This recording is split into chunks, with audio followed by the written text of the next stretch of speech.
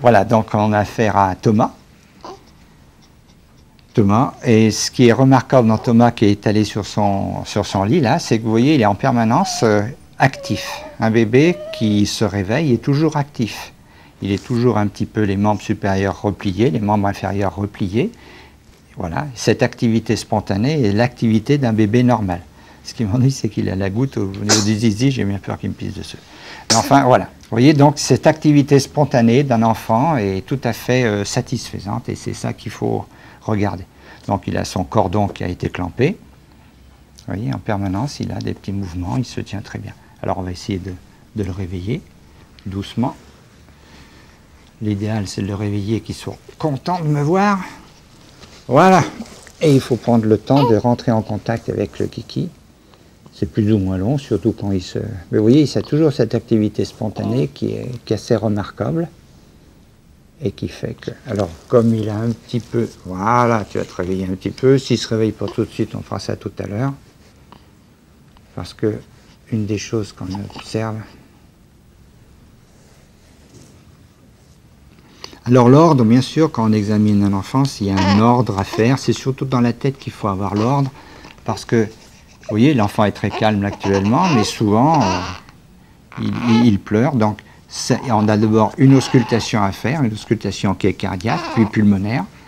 Alors sur le plan cardiaque, il y a l'auscultation à faire. Bon, je ne la fais pas ici, hein, mais puisque vous entendriez par les bruits. Il y a deuxième chose à faire, c'est palper les pouls fémoraux. Et ça, c'est toujours un petit peu difficile. Mais on doit palper des pouls. Là, on les palpe très très bien, ils sont très positifs.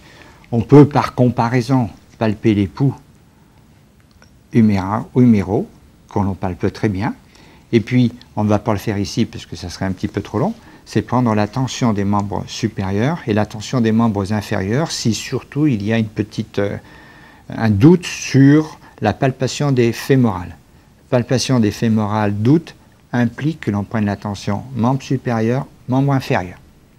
Et mon examen cardiaque ne serait pas complet si je n'examinais pas tout à fait le foie. Alors là, je vais le faire pour terminer.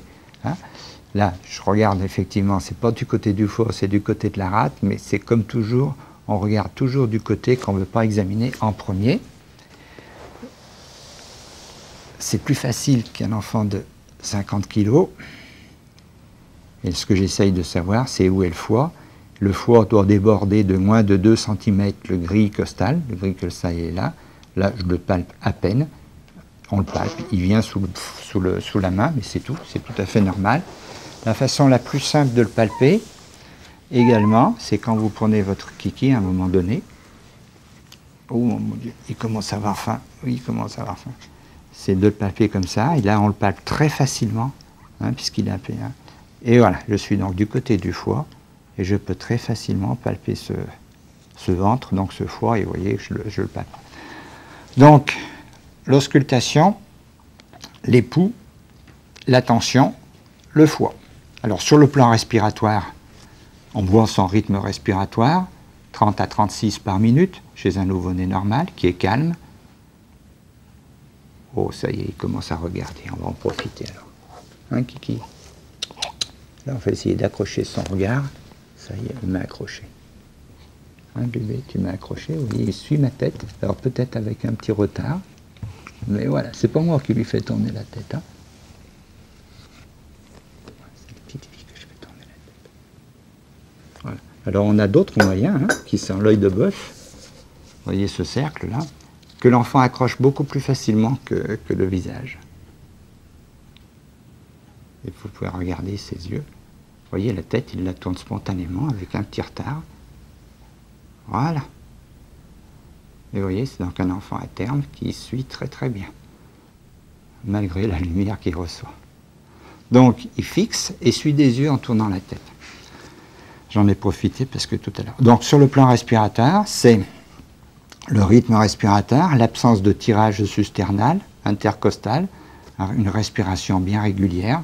Tout à l'heure, on va l'entendre pleurer, on verra ça. Bien. L'examen abdominal, j'ai palpé déjà le foie. Là, je repalpe en profondeur. il a un examen normal. Vous voyez cette petite bosse ici, là, hein, c'est ce qu'on appelle la hernie de la ligne blanche. On le voit bien parfois. Vous voyez, ça, on ne voit pas apparaître cette petite bosse. C'est une hernie de la ligne blanche parce que les muscles abdominaux, les grands droits, hein, sont comme ça. Vous voyez, on la voit très bien apparaître ici. Et bien, petit à petit, ils vont se fermer. Mais vous voyez, on voit très très bien cette déhiscence là. Quand on passe la main, on sent que c'est plus mou que là. Voilà. Et ça se termine au niveau de l'ombilic. L'ombilic est bien joli, il est bien propre. Pour un enfant qui est né donc il y a 24 heures, hein, à peu près. Il vient. Hein. Vous voyez, bien propre, c'est tout joli ça. Il n'y a pas de hernie ombilicale. Donc, le poumon, l'abdomen. On va continuer à examiner cet enfant. On va le retourner un petit peu. Pour voir un enfant sur le dos, il faut le mettre sur le ventre. Il prend l'attitude de tous les enfants, les fesses en l'air, les jambes repliées. Alors, ça permet d'observer la colonne, d'observer ici la présence ou non d'une petite, un petit sinus que l'on voit apparaître à ce niveau-là, qu'il n'a pas du tout ici. Hein. C'est une fossette sacro-coccygienne qu'il n'a pas. S'il y a une fossette ici, il faut qu'on puisse en voir le fond. Et si on ne voit pas le fond, ou s'il sort des touffes de poils, eh bien, il faut aller examiner s'il n'y a pas une anomalie au niveau de la colonne, s'il n'y a pas ce qu'on appelle une moelle attachée par des radiographies de la colonne et parfois une échographie actuellement ou une IRM. Vous voyez, il se tient très très bien, il écoute tout, c'est vraiment le bébé idéal pour l'examen. Alors, on est là, on regarde l'anus, hein, le raphet médian, que l'on voit très bien ici, qui est bien soudé. Bon, là, c'est pas une petite fille, donc on s'arrêtera là de ce côté-là. Donc, il a des petites taches, ça, c'est un petit érythème toxo-allergique, hein, c'est pas du tout, vous voyez, ce petit, enfin, le petit point que l'on a, un petit peu blanc, centré sur un rond rouge, c'est typique de l'érythème toxo-allergique. Ça n'a absolument rien à voir avec l'allergie, c'est simplement une petite réaction cutanée du nouveau-né. Alors, il est sur le dos, j'en profite toujours, c'est pour regarder sur le plan orthopédique comment sont les pieds, hein, l'examen des pieds est quelque chose d'important. Vous voyez là, le talon est tout à fait dans l'axe, il est très joli ce pied. Là également la même chose, on a quelque chose qui est tout à fait dans l'axe, donc on ne peut pas parler d'anomalie de positionnement du pied. Voilà. Bien, donc j'ai tout regardé hein, de ce côté-là. On refera ensuite sur l'examen neurologique. On reviendra là-dessus. Voilà. Les extrémités. Bien, il est tout bien. Il n'y a pas d'anomalie. Au niveau des mains, pas de problème. Les ongles, on regarde les ongles. Voilà. Ensuite, on va reprendre un petit peu tout ça. La tête. Ben, la tête, il a des beaux yeux, il est bien réveillé. Maintenant, je pense que ça va donner tout à l'heure. Le nez, il n'y a pas de problème. Les narines, la bouche. Alors, la bouche, ils n'ont pas de dents. De temps en temps, il y en a. Dans la bouche, on n'a rien à dire. Là, manifestement, c'est un enfant qui commence à avoir faim, qui cherche la tétée. Il est assez calme. Oui, assez calme. La fontanelle antérieure, fontanelle postérieure, les sutures que l'on a palpées. Regardez la forme des oreilles. Le cou, recherchez sur le cou, ici il y a une anomalie. Donc palpez bien le cou, toujours comme ça. Palpez les clavicules, savoir s'il y a une clavicule de cassée. La maman en avait déjà une sur un enfant précédent. C'est quelque chose de très banal, la clavicule cassée. Il n'y a rien à y faire, on le laisse tranquille. Simplement, on fait attention de ne pas trop la manipuler. Voilà, on a examiné un petit peu l'aspect de la peau, hein, on l'a vu, il est joli, il est rose, il est bien joli. Les seins, c'est très important, la palpation des seins, vous savez que c'est, même chez le garçon, vous pouvez avoir dans les premiers jours une petite gynécomastie. Cette gynécomastie est quelque chose de normal, il peut même y avoir quelques gouttes de lait qui apparaissent, hein, c'est la crise, pas pubertaire, mais c'est la crise génitale du nouveau-né que l'on voit chez le garçon et chez la fille. Il ne faut jamais y toucher, ça peut être un peu plus inflammatoire. Il faut surtout ne pas essayer de faire couler ou d'enlever, rien y faire. On va y aller, puisqu'on a fait les seins, on va regarder les organes génitaux externes. Là, bon, ils sont bien, c'est un bébé qui qui est bien, on regarde si tout va bien. On ne décalote jamais un bébé maintenant, on regarde simplement l'ouverture. Si on voit le machin, il y a toujours un petit phimosis, voilà. Et je ne décalote pas, hein, je ne force pas du tout, ça se décalotera spontanément pendant les 2-3 premières années de vie. Palpation des testicules qui sont à la naissance et à terme, s'ils me laissent palper au fond des bourses, il y en a un, il y en a deux, bien palper ça toujours, il n'y a pas de problème, le scrotum qui est bien joli. Donc monsieur est bien fourni, c'est bien. Bon, alors on va peut-être maintenant regarder l'examen neurologique. Alors l'examen neurologique, c'est l'enfant, c'est le tonus axial. Le tonus axial, c'est le tenu de la tête de l'enfant, très important. Alors vous allez voir quelque chose, je prends mon enfant, je le prends par les épaules, il accompagne. Hein, la tête, et paf. Vous voyez, il a ce qu'on appelle redressement de la tête. C'est quelque chose de très important. Un bébé qui est mou ne redresse pas sa tête ou la redresse que lorsqu'il est juste là, vous voyez, la tête, et à ce moment-là, elle tombe en avant. Mais lui, en fait, il a accompagné le mouvement. Allez, allez, voilà. Mais t'es bien, bébé, c'est bien. Alors ensuite, on le prend sur le ventre, et pendant un court instant, il faut qu'il se redresse. Alors là, c'est un peu plus difficile. Mais là, voilà, il est très bien comme ça, et il est très bien comme ça. Voilà, c'est bien, Kiki. Voilà. Voilà, vous voyez, le redressement, là, il est bien dans l'axe du corps. Alors, il y a ensuite le tonus segmentaire. Ça va être fini, ça va être fini. C'est pas vrai, mais ça va être fini. Tonus segmentaire, qui doit être symétrique. Flexion du bras, hop. Retour en flexion du bras, hop. Retour en flexion du bras, hop. Alors, c'est vrai que pour examiner un enfant, il faut qu'il ait normalement la tête qui soit bien dans l'axe. Parce que si on tourne, le tonus va varier en fonction de la position de la tête. Donc là, en faisant ça, je passe, je regarde s'il y a le même tonus de chaque côté. Le foulard, le signe du foulard, c'est un enfant à terme, il est bien tonique, on n'arrive pas à lui passer. Ben oui, puis ensuite il cherche le sein, pauvre. Hop là, voilà. On essaye de là, mais là, vous voyez qu'on n'arrive pas, avec le coude, à aller jusqu'au milieu du corps, c'est-à-dire au milieu du sternum. C'est donc quelque chose qui est très bien. Il a un bon tonus des membres supérieurs. Au niveau des membres inférieurs, l'angle poplité, cet angle-là, 90 à la naissance, 90 degrés, et ensuite ça s'agrandira. L'angle de flexion dorsale du pied, c'est celui-là, vous voyez, 0 à la naissance, à terme, c'est égal à 0. Vous n'arrivez certainement pas à faire ça. Voilà. Et puis, l'angle des adducteurs. Voilà. Alors, je ne force jamais sur l'enfant, je profite. L'angle des adducteurs, c'est... Je force pas, hein. Là je dis ça pour la maman, mais c'est vrai. Voilà. C'est cet angle-là. Les adducteurs, c'est ces muscles-là.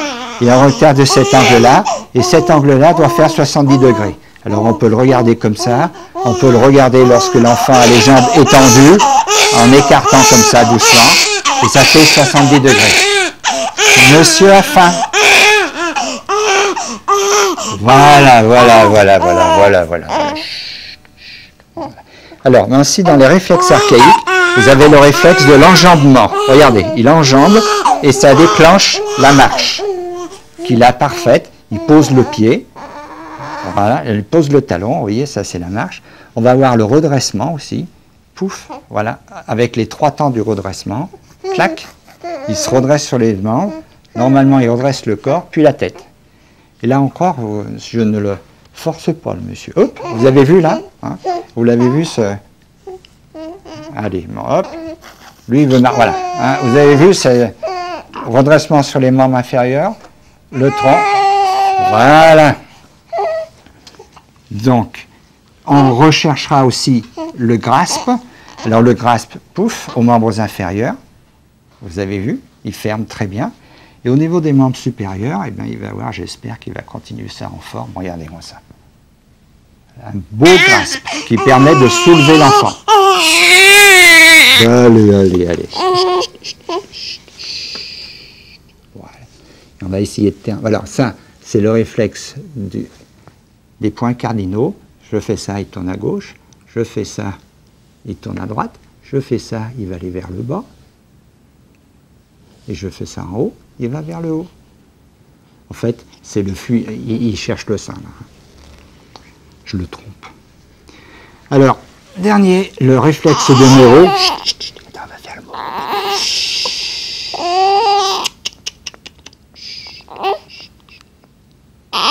C'est un comportement tout à fait conscient d'un bébé, parce que on fait chute, on fait tout comme ça, il répond un petit peu à ce bruit. Hein.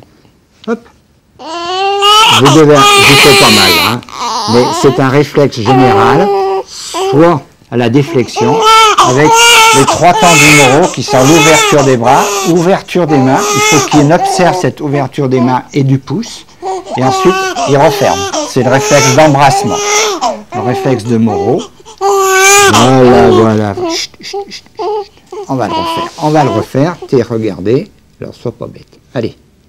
1, 2, et c'est tout. Voilà. Alors, on peut le faire comme ça. On peut le faire différemment. Voilà. Vous voyez, c'est le bon cri.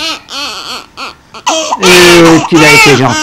Alors, le réflexe de succion, ben, c'est la succion. Hein, oh là là, oh là là, oh là là. Ça va être bon, ça. Il y a de l'alcool dessus, c'est bon.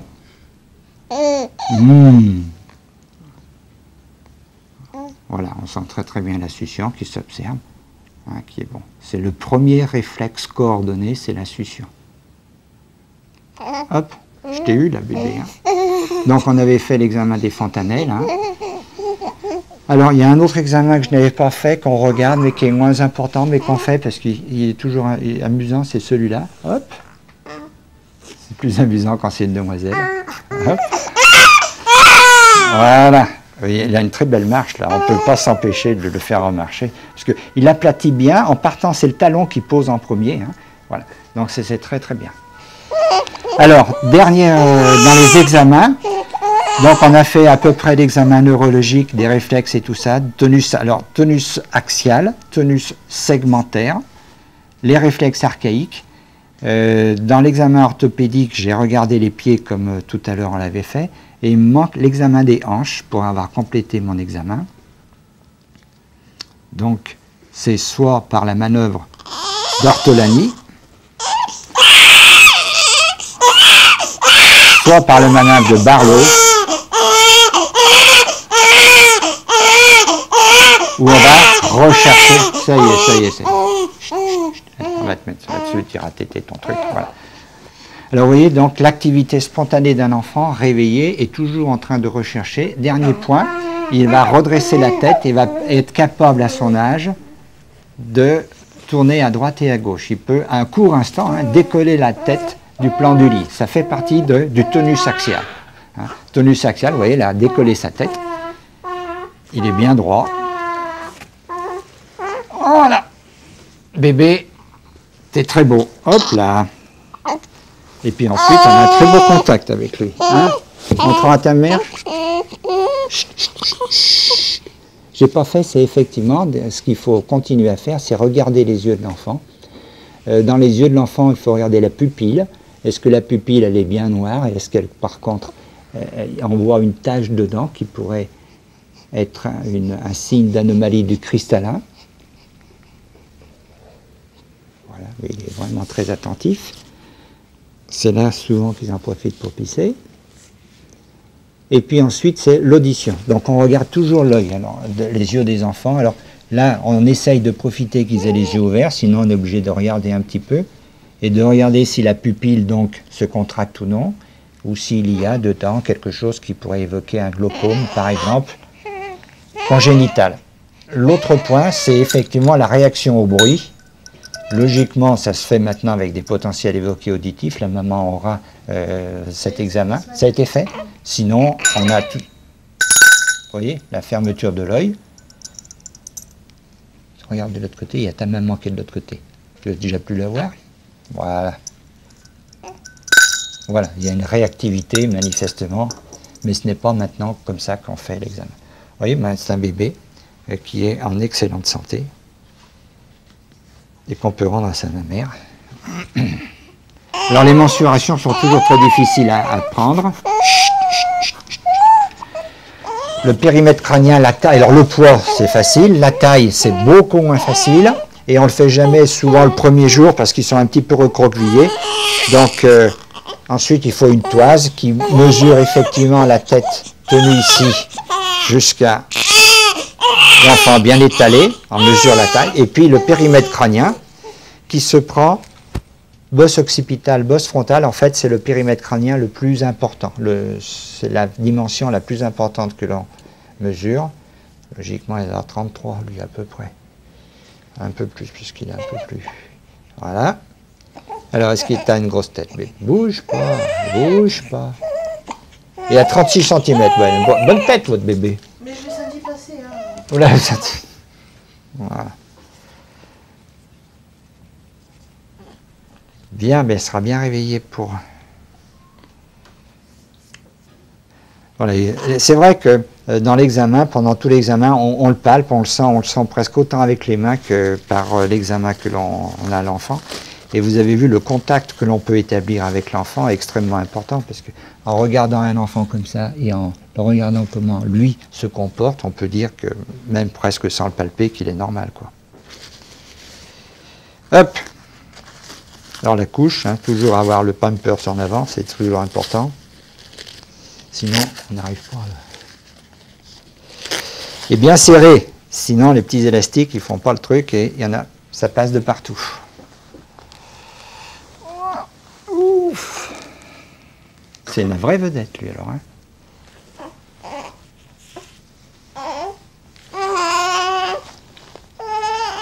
Faut que je le rhabille, là, non? Oui. La maman sait pas faire, hein. Si, je sais faire, mais j'ai tellement de chaud. Ah ben lui, il est bien, lui. Il est bien. Alors là, en principe, je ne sais jamais faire ce truc-là. C'est toujours ce que je dis aux mères, que je vais l'habiller n'importe comment. Alors, en pitié, au bout d'un certain temps, elle vient de m'aider.